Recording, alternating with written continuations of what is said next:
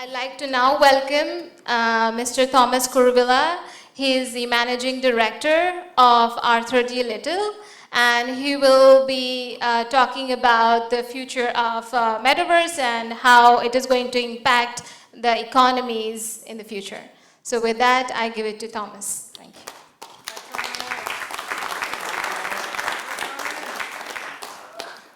Thank you very much. My privilege to be addressing all of you. Richa is a very close friend for the last 5 years. So thank you very much for inviting me for this event. And I just realized that Mr. Khalifa was my client. You may not know that he is holding many other different positions. And in many positions, I think we have done around 3 to 4 projects for Mr. Khalifa. So familiar faces in the room. Thank you very much. Yeah. Can I say one thing? Please, yes. I actually want to say one thing and thank Mr. Khalifa Al-Jazairi for taking the last minute request to making it to the event as the guest of honor. So please, a big round of applause for him. Thank you so much. Thank you, and we look forward to all the support that we can from the technology side can offer to the government, and whatever the government needs help with, we're all together, bringing the people together, and really honored for you to come to the stage and tell us what you have in mind for the buy-in for us. Thank you. Thank you. With that, Thomas, it's all yours. Thank you, Richa. Again, I was very surprised when you asked people to raise their hands to say that you're not happy with the regulation. I've not heard that in any other country when I do such projects. So again, it shows how important change is to you. Yeah. I'll try to go through a few slides very quickly so that we can have some time for Q&A. The summary I wanted to present is the metaverse is a real opportunity. Sorry, the slides. I don't see slideshow on the screen here, yeah? Before that, let me just tell something. I don't know, Richa will hopefully allow me to say that. It's not a slideshow here, but it's fine. Richa, I'm going to make a statement on this slide. Okay. Initially, it was join or die. No, previous slide. Okay. It was join or die, and 3:30 a.m., she told me, Thomas, you cannot put die. It is very impolite. So at 3:30 today morning, I was in Portugal. I landed at 2 a.m. today morning. And at 3:30, I get a message, Thomas, you cannot put die. And I changed it to be left out. But I want all of you to know that it was join or die. And I really mean it. I'm sorry, Richa. I really believe it is a 13 trillion opportunity. And it is better to join to remain relevant. And I have a view that it will become mandatory. I believe so. People may not agree to that, but I think it is going to become mandatory. Few key messages.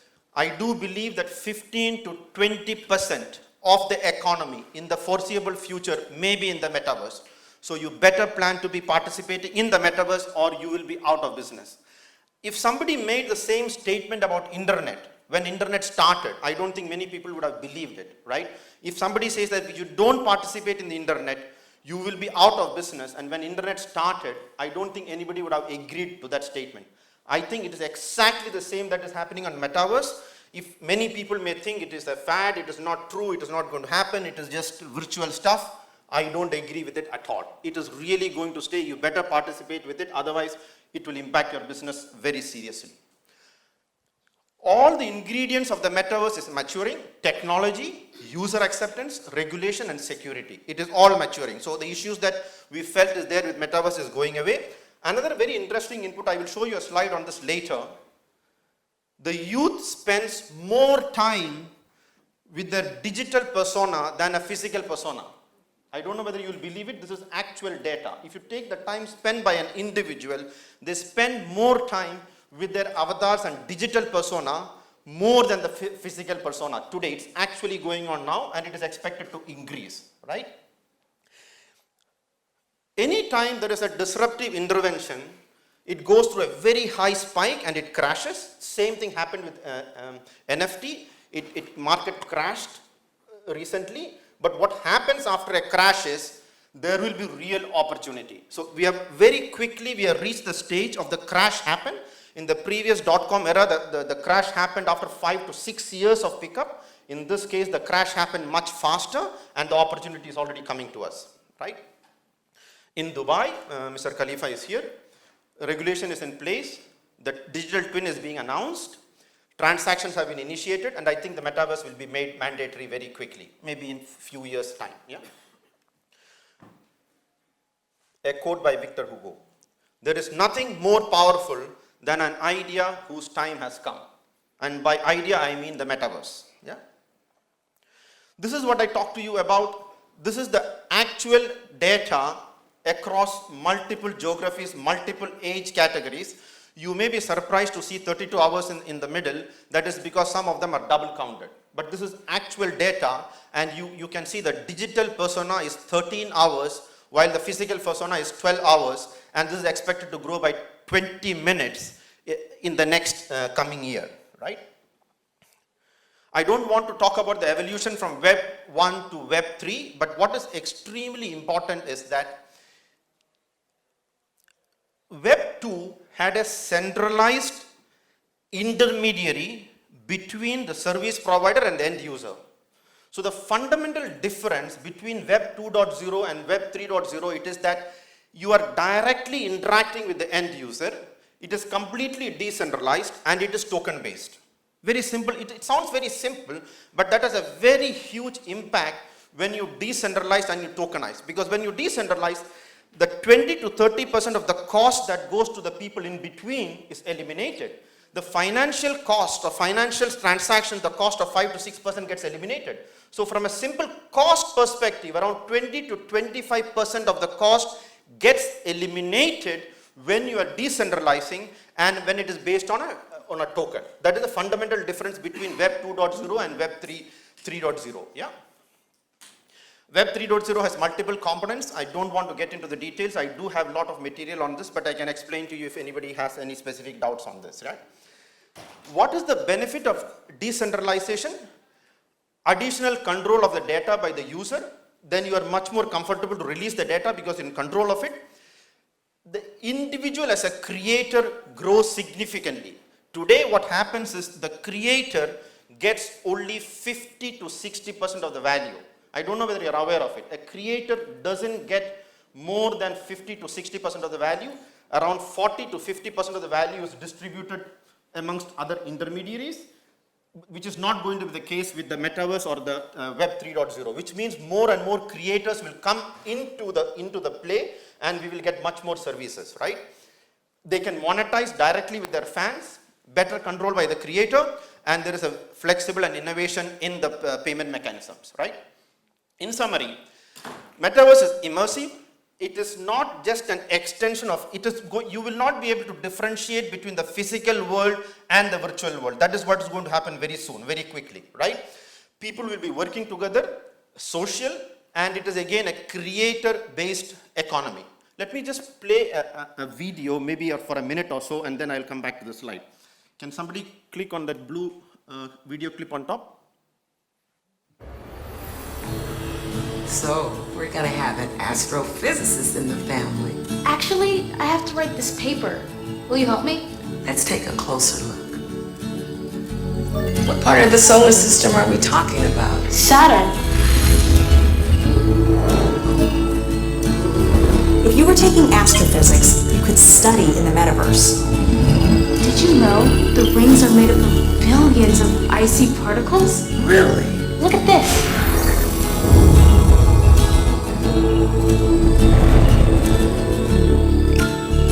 You ready to do that paper now, right? Yeah.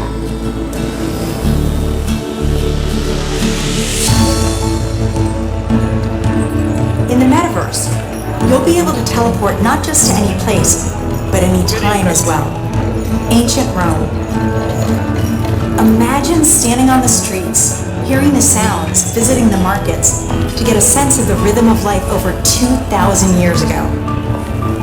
Imagine learning how the forum was built by actually seeing the forum get built right in front of you. Another 1 minute. While I miss seeing the people I work with, I think remote work is here to stay for a lot of people. So we're going to need better tools to work together. Let's take a look at what working in the metaverse will be like. Imagine if you could be at the office without the commute. You would still have that sense of presence, shared physical space, Those chance interactions that make your day, all accessible from anywhere. Now imagine that you have your perfect work setup and you can actually do more than you could in your regular work setup. And on top of all that, you can keep wearing your favorite sweatpants. Looking good. Let's get together real quick for a debrief.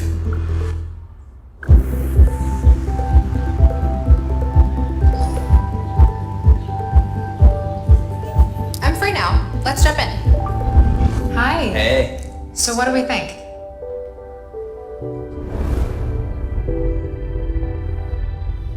I think it's ready. Great. I'll prep it for the presentation. All right. Good luck. Imagine a space where you can tune out distractions and focus on the task at hand. And when you're ready to share what you've been working on, you can present it as if you're right there with the team. Wait, where's Mark? I think he's in the middle of something. You can already see some of these elements in Horizon Workrooms, which we launched a couple of months ago. Later this year, we plan to introduce a room customization, so you can put your own logos and posters in your workrooms. We're also introducing a new office space in Horizon Home, our Facebook account. For surgery, that's something that seems really, really fascinating. For example, I believe it's the University of Connecticut. So in their medical center, they've been training orthopedic surgery residents in using these Oculus Quest devices. And when they're performing some surgery, This is a they real can operation project conducted essentially over the metaverse. Real operation. the patient's bones, their anatomy, and they can practice before they actually see the patient, right? To give another example, I think at the Johns Hopkins neurosurgeons, so they actually performed their first ever live actual surgery on a patient using an augmented reality. So I just wanted to show just a few video clips to show that reality and virtual reality is actually combined together. It is not completely separate, right? No. One very important input is that for the internet, when it started, it was not interoperable. Unfortunately, in the metaverse also, as of today, it is not interoperable, which is going to be very bad. And I'm almost 100% convinced that it will become interoperable in the near future. The worst case situation is that you will have a China-led metaverse and the rest of the world led metaverse. I'm sorry, I'm making some very controversial statements, but if it doesn't get completely 100% combined into one metaverse, there can be only two metaverses. One will be controlled by China and it will be centralized. It will not be decentralized unless there's a regime change in China. And you will have a decentralized metaverse controlled by the rest of the world. That is my personal view. There's no evidence for that. It is just based on what I see, what is happening in the world today between China and the rest of the world. How big the metaverse will be? 800 billion by 2024, 8 to 13 trillion by 2030. And you can see with the various investments, the number of jobs and the percentage of US tech companies that will be in the metaverse by 2025, 74%. I personally believe that these numbers are underestimated. It is not overestimated. That's my personal view, and I can empirically prove it to you that these numbers are underestimated if you take a clue from the previous e-commerce regime, right? And as I mentioned earlier, similar to today, there may be a possibility that's a split between the US international and the China firewall-based metaverse. Okay, that is my personal opinion. Yeah. I tried doing a research on use cases. There is use case in every single sector today. So it is not an imagination that the metaverse is happening. It is happening in only selected sectors. It is happening in every single sector. And I have given you some examples for every single sector that key players in the metaverse, most of them have used training, significant cost saving on training. For example, to train a pilot, it may cost $10 to $15 million to train a pilot today. But if you implement a metaverse, you can reduce it to $2 to $3 million, right? So I can give you many examples. I don't want to go through the details. I'll be happy to share all these slides. Every place there is at least a 50 to 60% cost reduction by using metaverse. It's unbelievable numbers, but I can prove it in any industry that you want, right? And majority of them is related to training, digital twinning, virtual factory experiences, maintenance, cost reduction, capital expenditure rationalization, right? And I have also given you some examples. I'll run through some slides very quickly. I will not spend time on this. What the slide is saying is about every sector, there is a consumer metaverse, there is an enterprise metaverse, and there is an industrial metaverse. So the consumers are end customers. It is for the company or it is for the whole industry, right? For example, what is the biggest problem in the flight today? You feel very, very congested. Even if you sit in a business class or an economy, you feel very congested. This is already out in the market today. Japan Airlines is already releasing this. So imagine you have this in your flight, you will not have the congested feeling at all in the airlines. And that will have a significant boost to the airlines industry. Again, tourism. 14% increase in bookings when you have a 3D tours, for example. Emergency evacuation drills with Japan Airlines, half the cost. Amsterdam Airport has a 100% digital twin today. 100% digital twin in which they are simulating operational failures and addressing the issues before the failure happens. Swiss utility company, exact CapEx decisions. They decide on how do they make OpEx and CapEx investments based on a simulation on the metaverse. I have so many examples, I'll skip through all of them. Healthcare, digital patient model. Virtual reality to work on actual patients. Heart surgery training on the metaverse. These are all real cases. I'm not showing any pictures or videos. These are actual cases that is implemented successfully today with 50 to 60% cost reduction in every single case, right? Digital twin on building vaccine, reduce the cost by 50%. In the metaverse, they are selling bags at more price than the retail value.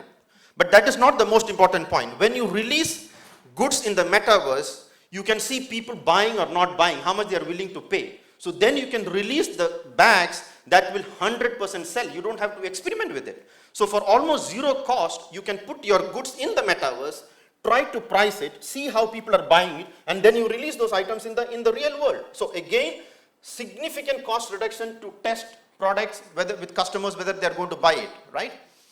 Again, similarly, Coca-Cola NFT sold for $575,000. Nike shoes sold for $80,000.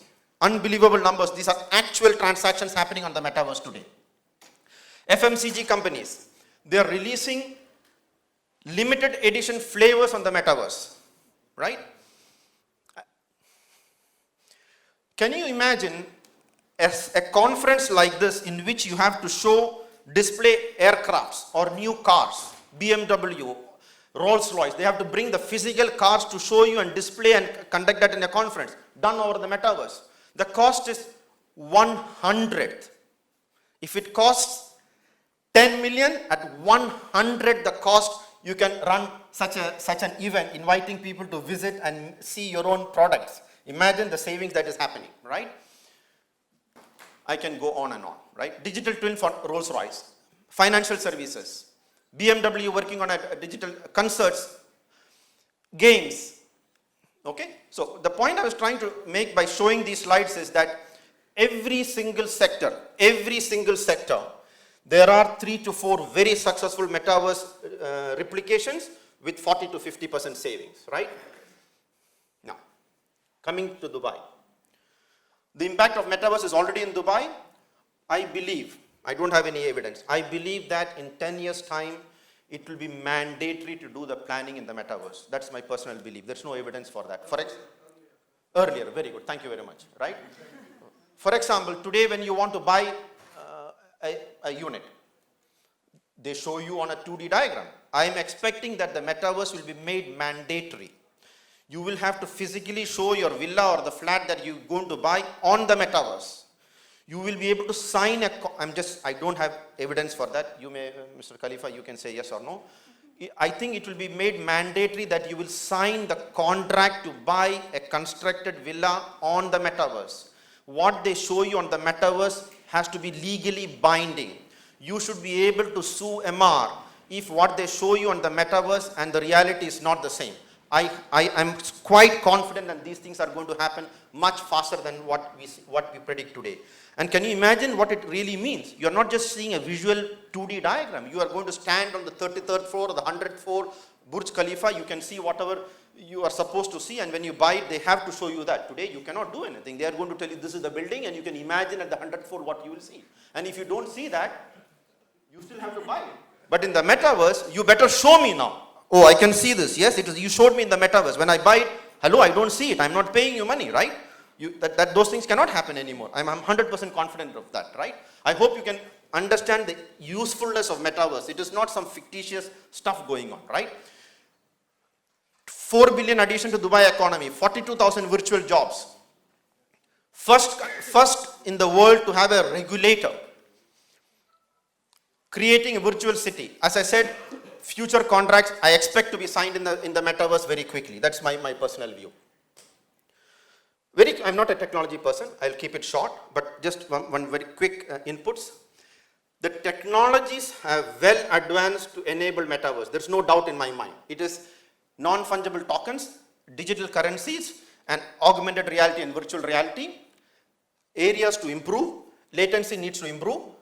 Mr. Khalifa talked about regulation. I sincerely believe there are two fundamental changes that is required in regulation in the country. First of all, the telecoms cost, the lease line cost is one of the highest in the world in Dubai. I have, right? As a barrier, right? And I have done many projects for people to put data warehousing, cloud computing, metaverse databases and all of that, and they have to connect it to a lease line, and the lease line cost is prohibitively high. And unfortunately, I'm sorry to say that standing in Dubai, I had to recommend to my clients to move their cloud storage to Bahrain or Qatar or Saudi Arabia because the cost in UAE is very high. I did mention at the highest level in UAE saying that I am recommending to my clients that you cannot put your data warehouse in Dubai because the lease line cost is 5 to 10 times, right? I'm sorry to say that, but I took the permission, and I see Mr. Khalifa very open to getting such input, so I'm taking the advantage of saying that, yeah. The second input is on, it is something to do with the regulation on telecom infrastructure. I will take 1 minute to explain this because this is extremely critical. Today, if you look at the regulation on telecom, the investments are happening on the infrastructure side. The benefits are on companies like Facebook. You see, so the regulation is not appropriate in my view. Unless you have a regulation by which the service providers like Facebook are forced to pay money to the infrastructure provider, the infrastructure provider will not have money to invest in 5G. And the regulation doesn't allow that today. And I sincerely believe that the 5G access has to double or triple for the metaverse to work, and the regulation is not supporting that because they will not get a return on investment for building a 5G network. It's a very significant problem that you will have. And the reliability is also linked to the telecom investments, right? So two fundamental changes in the regulation is required to ensure that our dreams about metaverse will happen in Dubai. Regulation, content moderation, free speech, privacy, laws around cryptocurrencies, all of that has to be updated because today the regulation is not in place to protect users that is going into the metaverse. That regulation needs to be updated also in my view, right? Few more points on regulation.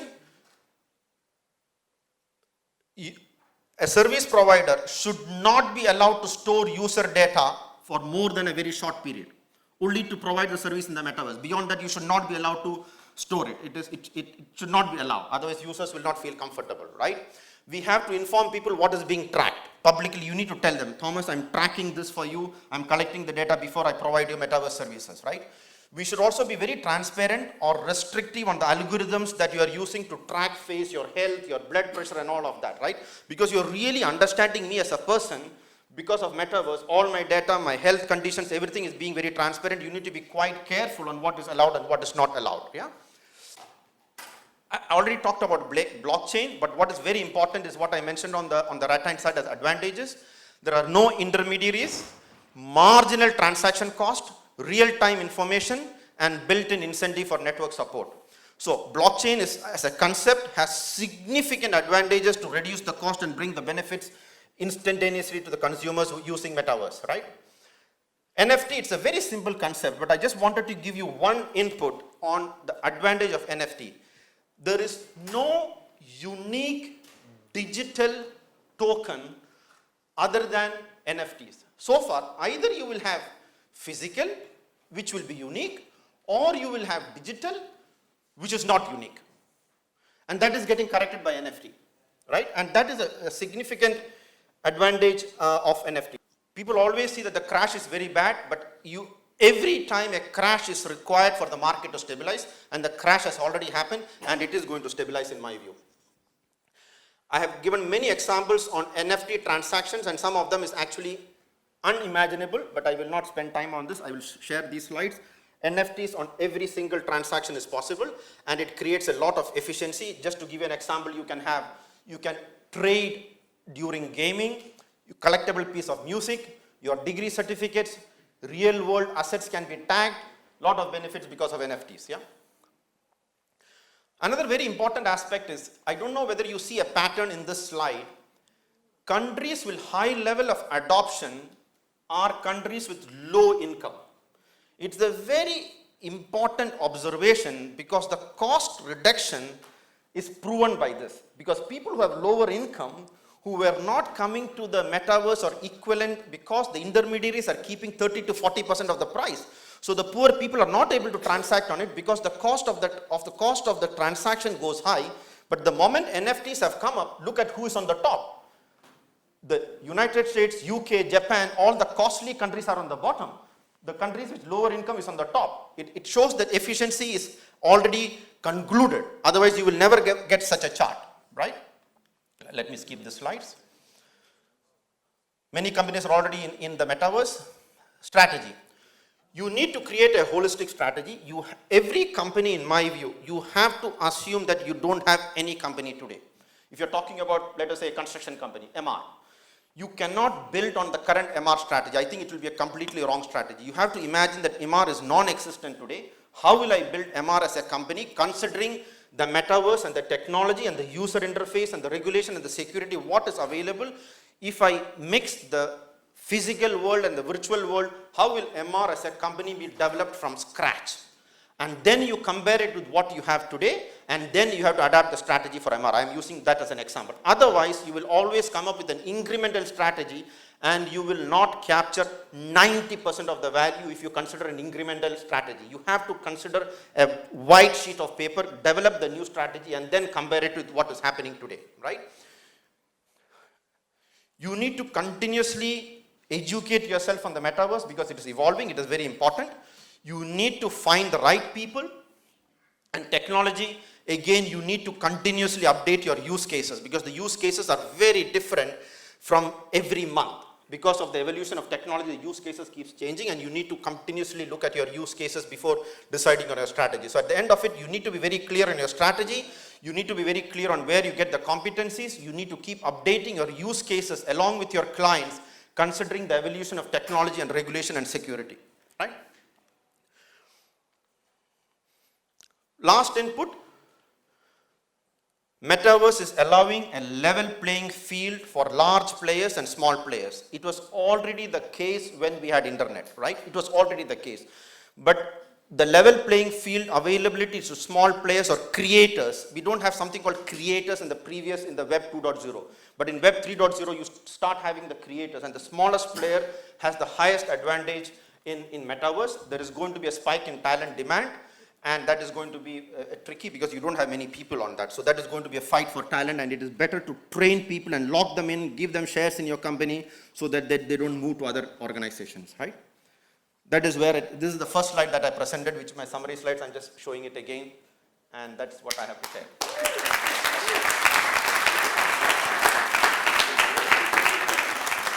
Can I take one or two questions or over time? We're way over time. Okay. Sorry. Yeah. So thank you so much. We're going to have some networking breaks, and I'm sure we'll be able to continue. I want to really say thank you, Thomas, for such an amazing explanatory presentation. It's beyond, this is something everybody was clicking. I could see that every slide was like a story. So thank you so much, Thomas. With that, I think Mr. Khalifa has a question.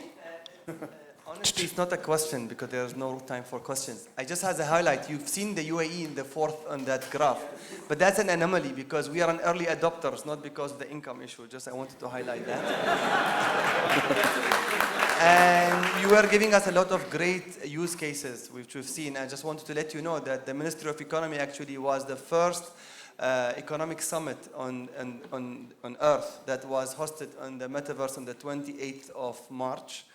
The one that got, and we also had the first economic press conference where a real minister have attended with an avatar on the metaverse. We've done that also on that day, and Crypto.com CEO was along as well. So just to let you know that we are early adopters. That's why we are on the fourth on the list. Thank you. I presented only 30 slides, but the presentation has 150 slides. I'm happy to share all of those slides. Great. Yeah, I will share it. If you're not able to contact me, connect me on LinkedIn. Thomas Kuruvilla, Arthur D. Little, 150 slides. I will share all the data with whoever is there.